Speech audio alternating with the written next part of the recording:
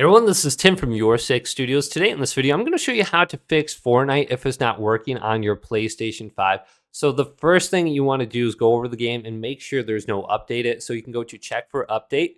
All right, so we don't have an update. Press the PlayStation button too and check your downloads folder. Maybe there is a download preventing you from actually opening up and launching this game. So if there's no download, go up to the top now and go to settings and scroll on down to users and accounts. Then scroll on down to other and go to the right and go to restore licenses.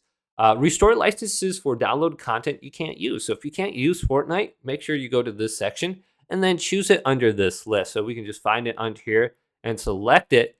And then we can download the licenses. So here's Fortnite.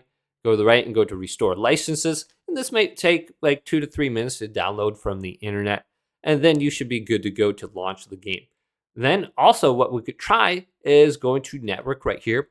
Scrolling down to settings, go to set up internet connection. Then go to your currently connected internet, press options on it, and then go to advanced settings.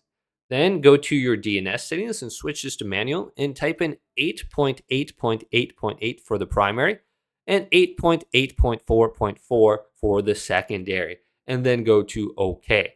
And then reconnect to the network and launch Fortnite and see if it's now working on your PlayStation 5. So hopefully this video did indeed help you out. If it did, leave it a big thumbs up and subscribe to my channel down below for more checkout videos coming up next on Your Six Studios.